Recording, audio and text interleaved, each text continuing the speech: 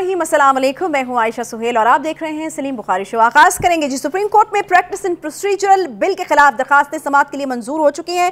अदालत उज़्मा में supreme court practice in procedural bill के खिलाफ दरखास्त की समाअत के लिए बेंच भी तश्कील दे दिया गया है। बड़े नाम हैं उसमें शामिल, डिस्कस करेंगे इसको भी। फवाद चौधरी साहब ये मानते हैं और कहते हैं कि अगर सुप्रीम कोर्ट अपने फैसले पर अमल ना करा सकी तो बतौर इदारा इसका वजूद खत्म हो जाएगा। ये बड़ी स्टेटमेंट है उनकी तरफ से, इस पर भी हम करेंगे बात। मुफ्ती सईद साहब, जी हाँ वही मुफ्ती सईद साहब जिन्होंने इमरान खान और बुशरा बीबी का निकाह पढ़ाया था, कुछ नए इंकशाफात के साथ नज़र आ रहे हैं। बड़े बड़े इंकशाफात उनकी जानिब से किए जा रहे हैं। वो ये कहते हैं कि सब कुछ जानते बूझते इद्दत में निकाह हुआ था। इस पर भी हम करेंगे बात। और इसके अलावा पाक फ़िज़ाइया के ऑपरेशन से घबरा कर हेलीकॉप्टर गिराने पर भारतीय ग्रुप कैप्टन बरतरफ हो गए हैं और जो ड्रामा था इंडिया का उसका पोल जो है वो बिल्कुल खुल चुका है। फिर श्रीनगर में जी समिट जो है वो हो रही है और पाकिस्तान की तरफ से इसकी शदीद मज़म्मत की जा रही है, क्योंकि यकीनन जो श्रीनगर है और मकबूजा कश्मीर है वहाँ पर ये जी समिट नहीं हो सकती क्योंकि वो मुतनाज़ इलाका है। अस्सलाम वालेकुम बुखारी साहब, क्या हाल चाल है? ठीक ठाक? ठीक हूँ, आप बताएं आप कैसी हैं? अल्हम्दुलिल्लाह जी बिल्कुल ठीक ठाक। बुखारी साहब आगाज़ करेंगे जी। सुप्रीम कोर्ट में जो बड़ी अहम स्टोरी है हमारे पास वो ये कि प्रैक्टिस एंड प्रोसीजर बिल के खिलाफ दरखास्तें समाअत के लिए मुकर्रर हो गई हैं। बेंच में जो नाम है वो भी आपके सामने है, क्या कहेंगे? देखिए, सूरत हाल ये है कि हमारा ख्याल ये था कि जो वक्त गुजरेगा बेटर सेंस विल प्रिवेल और सूरत हाल जो है वो किसी एक किनारे लगेगी जाके बेहतरी का यानी कोई इक्विटेबल कोई डिसीजन होगा जिससे जो वर्किंग रिलेशनशिप है between the judiciary and the government वो यानी उसका कोई हल निकल आएगा। लेकिन every day passing and every decision being made from either side सूरत हाल बद से बदतर होती जा रही है। सही। अब आप देख लीजिए जनाब, पहली बात तो यह है कि एक ऐसा कानून जो अभी नोटिफाई नहीं हुआ, जो अभी कानून की शक्ल इख्तियार नहीं की, कि अगर प्राइम मिनिस्टर अगर बिल जो है वो वापस भेज दिया जाए दोबारा, प्रेसिडेंट साहब ने साइन नहीं किए तो 10 दिन तक वो कानून नहीं बन सकता। सही। लेकिन अल्लाह के फजल करम से हमारे जो जजेस हैं वो पता नहीं क्यों इतनी जल्दी में नज़र आते हैं कि उन्होंने कहा फटाफट ले आओ ना हम थोड़ी एप्लीकेशंस, तो पीटीआई पिटीशन लेके वहाँ पहुँच गई और वो एक्सेप्ट हो गई हैं समाअत के लिए। मेरे ख्याल से ये इतना बड़ा मिसनोमर है कि इसके ऊपर क्या जवाब पेश करेगा कोई, मुझे समझ में नहीं आती। मैं एक हवाला आपको माजी का देता जाऊं। आपको याद है ना कि आसिफ सईद खोसा साहब जो थे, जो बेंच के हेड थे, जिन्होंने पनामा का केस जो है सुना था, सही। उससे पहले उन्होंने इमरान खान साहब इधर उधर भटकियाँ खा रहे थे, बयानात दे रहे थे, कुछ दूसरी छोटी अदालतों में जा रहे थे। उन्होंने कहा था फ़ोन करके उनको मेरे पास लाएँ, मैं करता हूँ फैसला। फिर बेंच बना, एक हफ्ते में फैसला हो गया कि वो डिस्क्वालीफाइड है। तो अगर तो ये रवायात कायम रखनी है सुप्रीम कोर्ट ने तो फिर सुप्रीम कोर्ट का ही नुकसान है इसमें, मेरा या आपका नहीं है। ठीक है जी, एक बात तो ये होगी। दूसरी बात ये है कि आपने एक बेंच बना दिया है 8 रुकनी। उस बेंच में जो हजरात हैं जिनको आपने कहा बहुत काबिल जजेस हैं, तो या तो बाकी के जो हैं वो बेकार जजेस हैं, और अगर वो बेकार नहीं है, उनमें बहुत सीनियर लोग, बहुत सीजनड लोग हैं, तो फिर उनका उसमें यही तो उंगलियां उठ रही थी सुप्रीम कोर्ट के ऊपर कि 5 जजेस हैं जिनके अलावा और कोई जज ही नहीं, बाकी सब क्लर्क हैं शामिल इनमें। और अगर आपको याद हो तो जो अली अहमद कुर्द ने कहा था, उसने कहा था वहाँ सिर्फ 4 जज हैं, बाकी सारे क्लर्क हैं। ठीक है, और उन 4 में से भी उसने इन 2 को आइडेंटिफाई किया था, उनमें एक काजी फायजी साहब थे। तो कहने का मतलब यह है कि जब इस तरह के हरकत आप करेंगे तो वल्नरेबल हो जाएंगे क्रिटिसिज्म के लिए भी, और आपके बारे में फिर सवालात भी उठेंगे, और सोशल मीडिया हो या नेशनल मीडिया हो उसके अंदर बैठ के हम लोग इसके ऊपर गुफ्तगू भी करेंगे। ये गुफ्तगू हमारे अब सामने है। रह गई बात चौधरी फवाद साहब की, अगर ये चीज़ पहले से ही मुतनाज़ है बुखारी साहब, वो बिल्कुल फवाद चौधरी साहब की तरफ भी आते हैं, तो फिर इसके इस तरह के बेंचेस के बनने के नतीजे में फिर जो फैसला सामने आता है फिर वो तो देखिए मेरा ख्याल ये था, जिस तरह हम गुफ्तगू भी कर रहे थे आपको पता है इफ्तारी में, कि जब हमने सुना कि जी काजी फायजी साहब की और बंदयाल साहब की, चीफ जस्टिस बंदयाल साहब की मुलाकात हुई और बड़ी लंबी मुलाकात हुई और एक से ज़्यादा मुलाकातें हुई हैं, तो मेरे दिल में ये पॉजिटिविज्म जागा था कि नहीं अब किसी न किसी किनारे ये बात जो है वो लग जाएगी। लेकिन ऐसा दिखाई नहीं देता है क्योंकि ये मुलाकात कल रात को हुई थी और ये बेंच जो तश्कील पाया ये आज सुबह है, तो अल्लाह ही हाफ़िज़ है। एनीवे, जहाँ तक फवाद चौधरी साहब का ये कहना है कि जी ये अगर इलेक्शन ना हुआ तो सुप्रीम कोर्ट का वजूद ख़त्म हो जाएगा, मेरा ख्याल है वो पता नहीं किस अहमकाना दुनिया में बसते हैं, क्योंकि वो जो गुफ्तगू करते हैं वो भी उतनी ही अहमकाना है। देखिए, सुप्रीम कोर्ट का वजूद जो है वो सिर्फ इलेक्शन कराने के लिए नहीं है, उसके पास तो सैकड़ों किस किस्म के केसेस जाते हैं।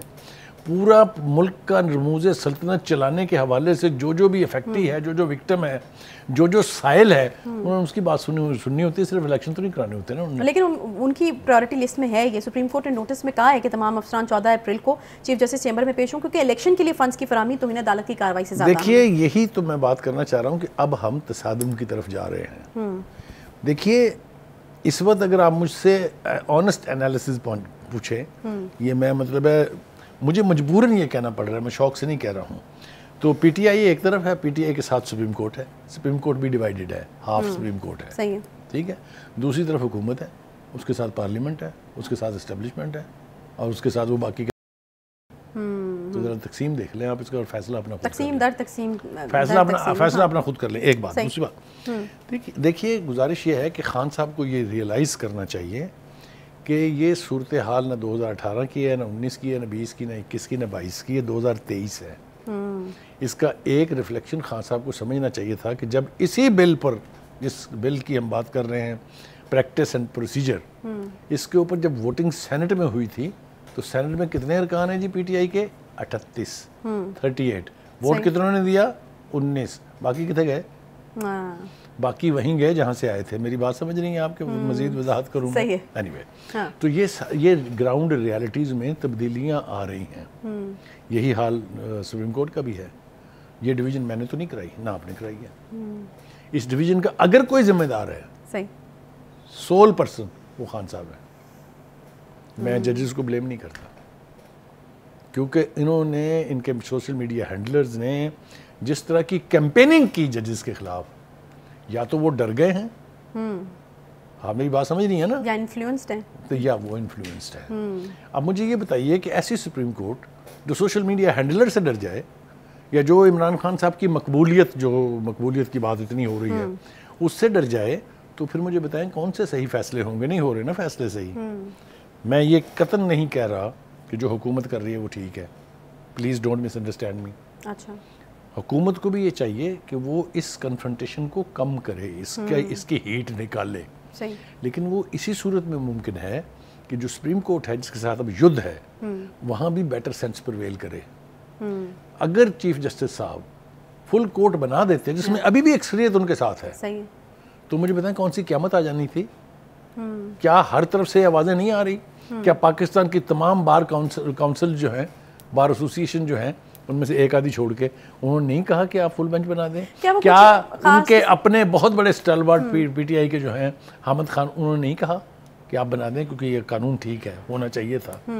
تو جب اس طرح سب کچھ کہا جا رہا ہے, حکومت کو تو چھوڑ دیں نا, گولی ماریں ایک طرف کر دیں, تو آپ بات سن لیں کسی کی. حکومت کو تو ٹھیک ہے اپنے تئیں کوشش کرنی چاہیے, لیکن ادارے کو بھی اپنی ساکھ کی بحالی کے لیے کوشش تو کرنی پڑے گی. وہ انفارچونیٹلی نہیں ہو رہا. کون اس کا ذمہ دار ہے یہ تو میں اللہ ہی جانتا ہے.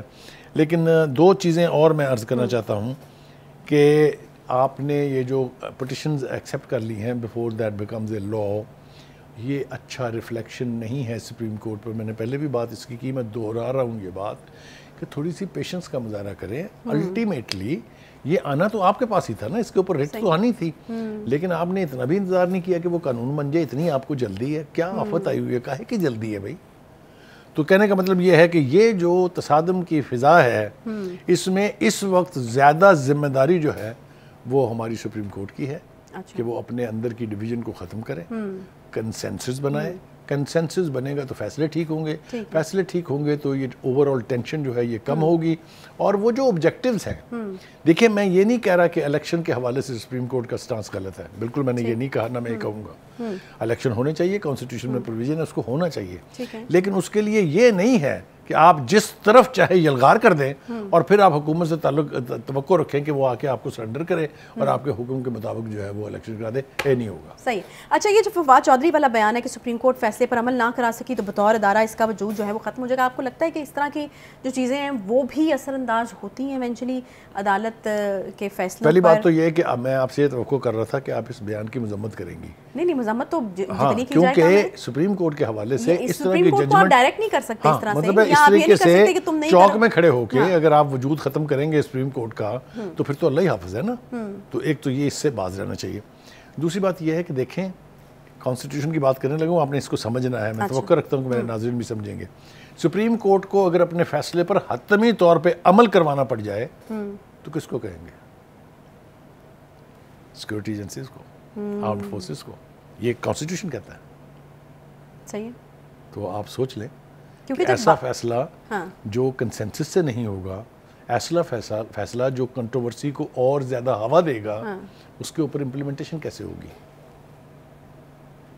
یہ ٹائیگر فورس نے تو نہیں امپلیمنٹ کرانا، یہ تو پاکستان آرمی کرائے گی. ٹھیک ہے. تو یہ ساری چیزیں مد نظر رکھنی چاہیے، خود بھی اور ہماری جوڈیشری کو بھی اور ہماری حکومت کو بھی. مطلب ہے یہ میری گفتگو جو ہے کسی طرح سے لائسنس نہیں ہے حکومت کے لیے کہ وہ جو مرضی کرے کوئی پوچھنے والا نہیں. یہ بھی ایک طریقہ ہے اثر انداز کرنے کا. ایبسولوٹلی. دیکھیے خان چودھری، آپ نے فواد چودھری صاحب نے جو گفتگو کی ہے، ان کا کوئی مقصد تو رہا ہوگا نا، ہمیں تو بونگی نہیں ماری نا انہوں نے. وہ جو مقصد ہے وہ پورا کروا کے سپریم کورٹ کو آپ مزید کنٹروورشل بنا رہے ہیں. مزید کنٹروورشل نہیں بنانا چاہیے. عدلیہ کا نظام اگر کامیاب نہ ہو، اگر فلاپ ہو جائے تو معاشرہ ڈوب جاتا ہے. یہ کوئی یہ وہ چیزیں نہیں ہے میں اپنی کو وزڈم بگاڑ رہا ہوں. بالکل سزا اور جزا کا کانسیپٹ جس سوسائٹی میں سے ختم ہو جائے گا وہاں پر تو پھر کچھ بھی نہیں رہے گا. ایک چھوٹے سے یہاں پہ بریک لیتے ہیں جی، بریک کے بعد آ جائیں جی. بریک ایک چھوٹا سا لیتے ہیں، بریک کے بعد واپس آتے ہیں، ساتھ رہیے.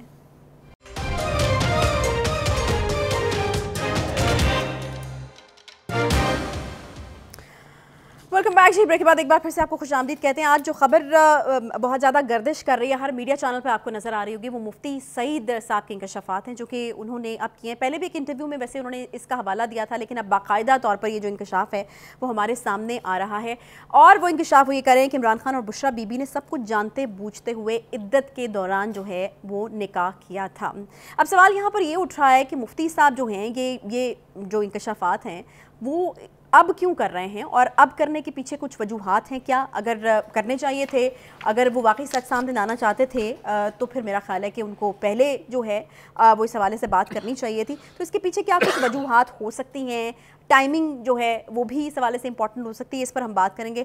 بخاری صاحب، آپ کو کیا لگتا ہے مفتی سعید صاحب کو کیوں ضرورت پڑی اب اچانک سامنے آ کر جو ہے وہ اس طرح کی انڈرٹیکنگ دینے کی؟ صحیح سوال آپ نے پوچھا ہے. یقینی طور پہ اگر وہ وجہ نہ ہوتی جس کا کہ مجھے علم ہے، میں آپ کے ساتھ شیئر کرتا ہوں ابھی، تو پھر ان کا یہ بیان، اس کی ٹائمنگ کے بارے میں سوالات اٹھ سکتے تھے.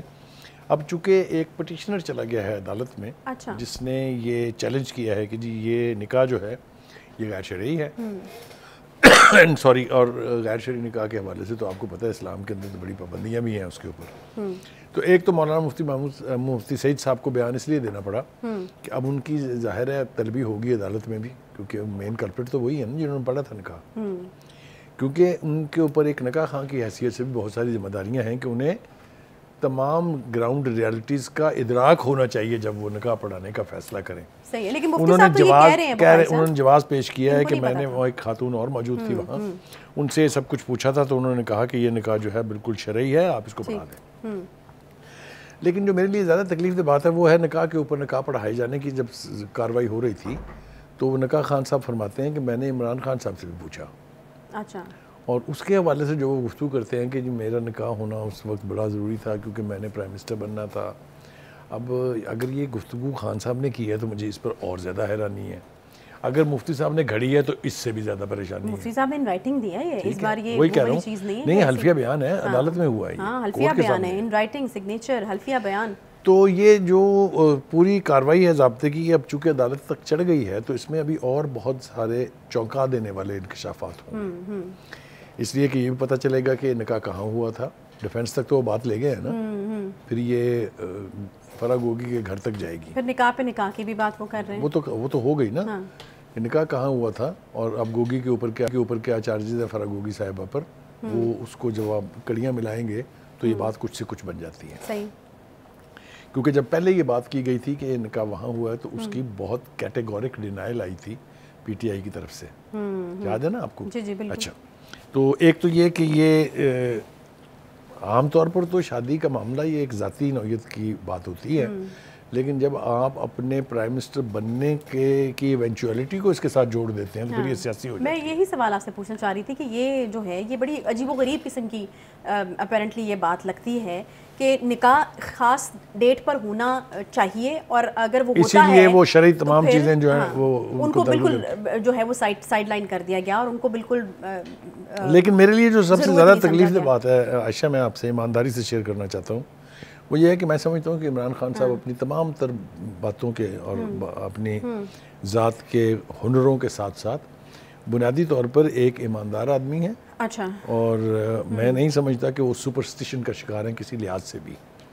اگر وہ یہ کہیں کہ یہ شادی اس لیے لازمی تھی کہ میں نے پرائم منسٹر بننا تھا تو مجھے اس کے اوپر بہت زیادہ حیرت ہوگی، کیونکہ وہ پوری ویسٹ کی دنیا میں زندگی کا زیادہ عرصہ باہر رہے ہیں اور خود کہتے ہیں کہ میں ویسٹ کو دنیا میں سب سے زیادہ جانتا ہوں. آپ بھی جانتے ہیں خان صاحب کو، آپ کا بھی انٹریکشن رہا ہے. میں آپ سے یہ جاننا چاہوں گی کہ آپ یہ وہ سپرسٹیشس ہیں؟ مجھے حیرت ہے، مجھے بتائیے نا، کیونکہ ایسی بہت ساری چیزیں ہیں. یہ صرف پہلی مثال نہیں ہے، اس سے پہلے اون چودھری والی مثال ہے کہ کس طریقے سے ان کو جو ہے وہ نکال باہر کیا گیا. پھر پنجاب کے جو وزیر اعلیٰ رہے ہیں ہمارے، ان کے حوالے سے بھی چیزیں جوڑی جاتی ہیں. تو خان صاحب ہیں سپرسٹیشس؟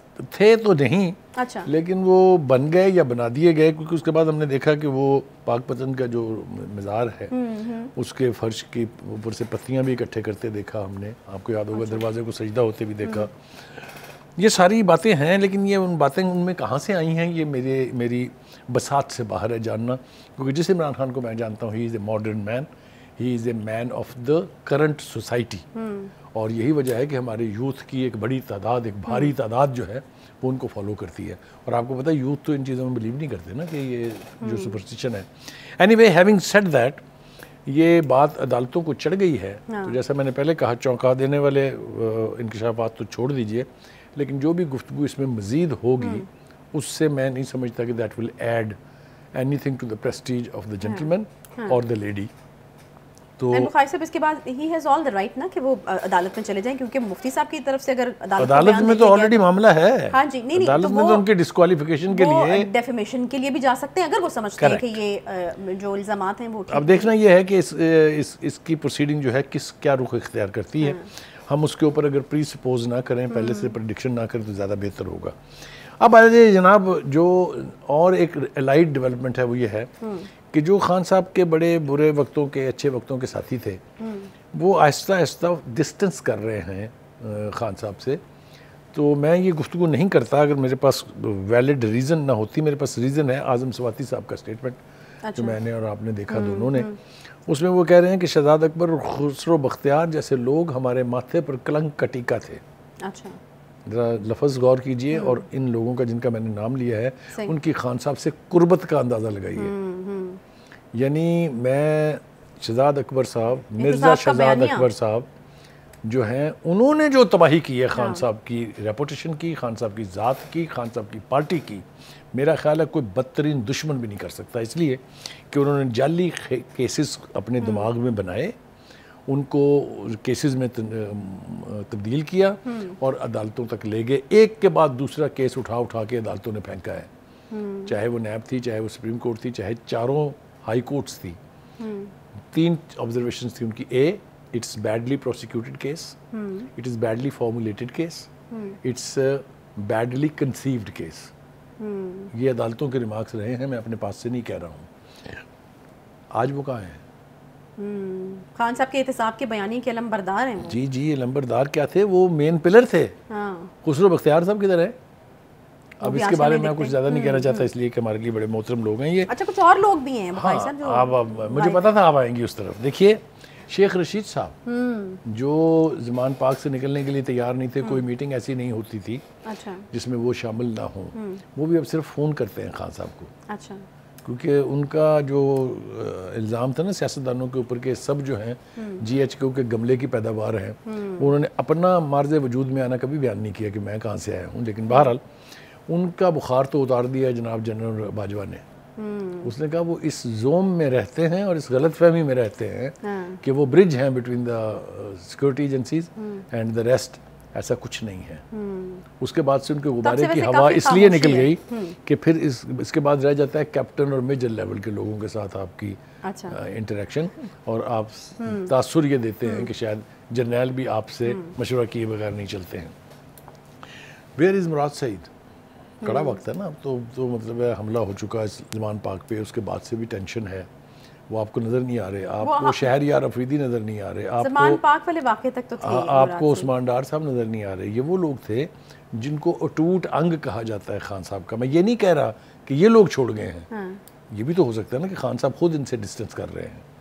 کیونکہ وہ جو شہریار افریدی صاحب کہتے تھے میں نے اللہ کو جان دینی ہے، میں نے اپنی ان گناہگار آنکھوں سے وہ ویڈیو دیکھی ہے، کدھر ہے وہ؟ اچھا چلیں، اگر میں اس پر آپ کا تجزیہ مانگوں کہ یہ جو تمام نام آپ نے لیے ہیں ان میں کیا چیز ایک کامن ہے جس کی وجہ سے اب وہ خان صاحب کے ارد گرد ہمیں نظر نہیں آتا؟ وہی چیز کامن ہے جو 38 میں سے 19 رہ گئے والی. اچھا وہی والی. آپ اس کو نہ مجبور کریں اور نہ مسکرا کے پوچھیں مجھ سے سوالات، کہ ہوتا یہی ہے کہ جب آپ اپنی محسن سے محسن کشی کرتے ہیں، جب آپ اپنے بینیفیکٹرز کو ہم میر جعفر اور میر صادق کہتے ہیں، جب آپ ان کو کہتے ہیں کہ آپ امریکہ جیسی سپر پاور کے ساتھ مل کے میری حکومت آپ نے سازش سے گرائی، تو پھر یہی ہوتا ہے. ٹھیک ہے، کچھ نہیں ہوا، انہوں نے صرف ہاتھ سر پر سے اٹھا لیا ہے. اسی لیے جو ہے وہ کچھ جگہیں خان صاحب کے ارد گرد جو ہیں وہ خالی نشستیں نظر آتی ہیں. چھوٹا سا بریک کے بعد واپس آتے ہیں، ساتھ رہیے.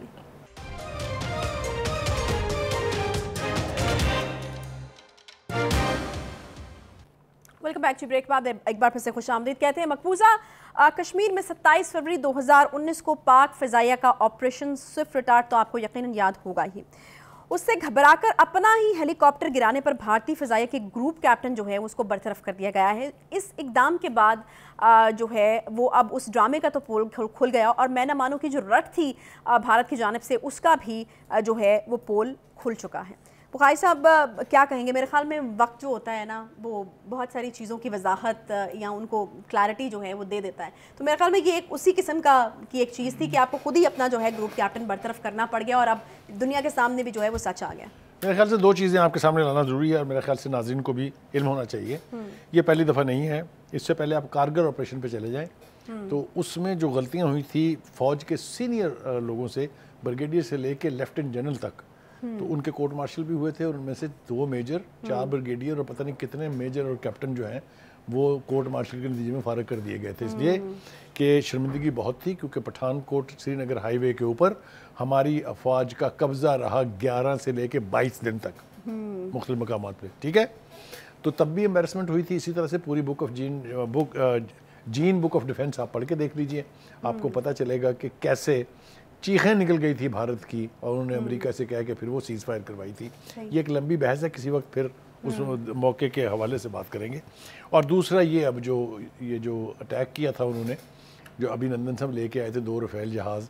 یہ رفیل جہاز کے بارے میں مجھے ایک مزیدار بات یاد آ رہی ہے. ایک سکھ صاحب ہیں جو امریکہ میں رہتے ہیں، انہوں نے ایک ٹویٹ کیا ہے اور ایک ویلاگ بھی ڈالا ہے، اس کی ذرا تھوڑی سی گفتگو کرنا بہت ضروری ہے. وہ یہ کہتے ہیں کہ آپ ان جہازوں کے، یعنی رافیل جہاز جو آپ نے فرانس سے خریدے ہیں، ان کے آگے جتنے مرضی مرچیں، نیمبو اور ناریل رکھ لیں یعنی نظر اتارنے کے، لیکن ان کو چلانا تو ابھی نندنوں نے ہے نا.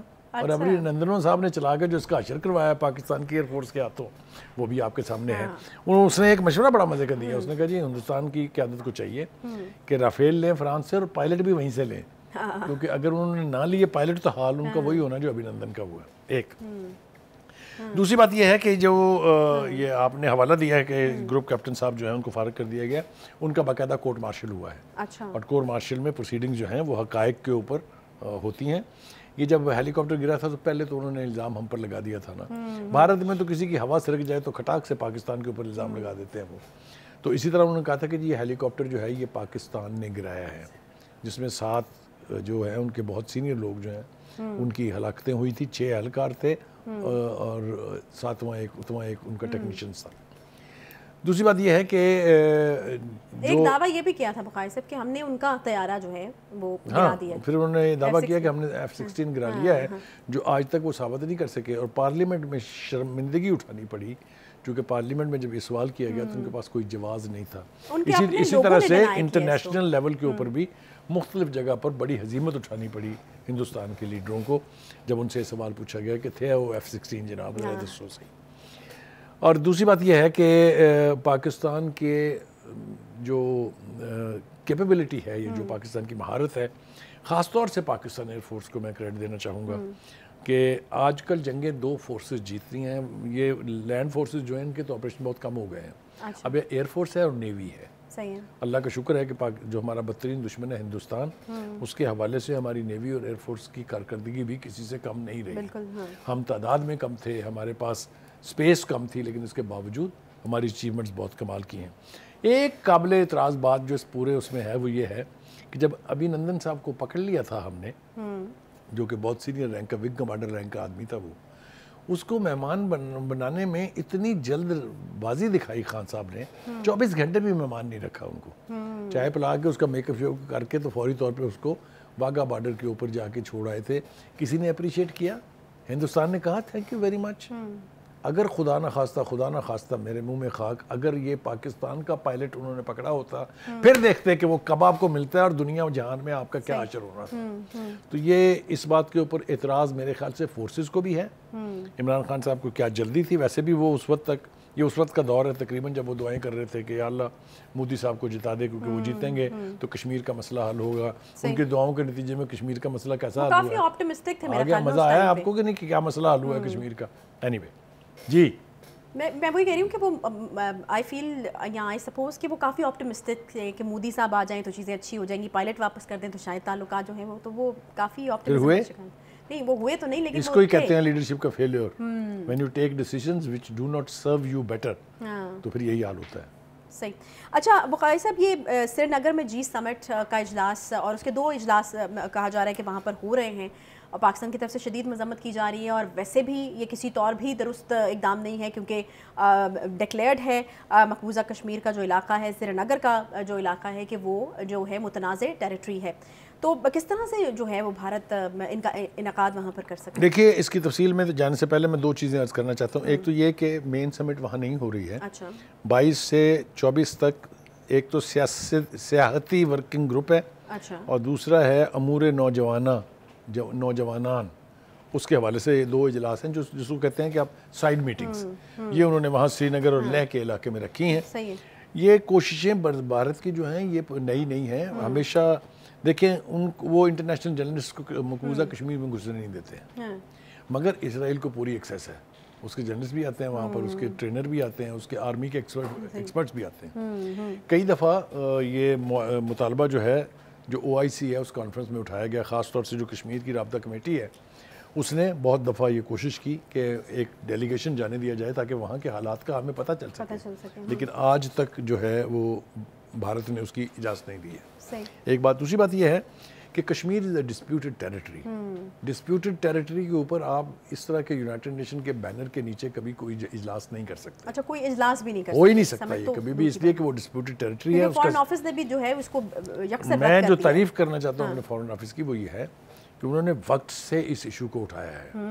ابھی 22 اور 24 مئی تو بہت دور ہے نا، لیکن صرف ایک بیان دینا کافی نہیں ہے. ٹھیک ہے، میرے خیال سے اس کے اوپر ڈپلومیٹک افینسو لانچ کرنا چاہیے.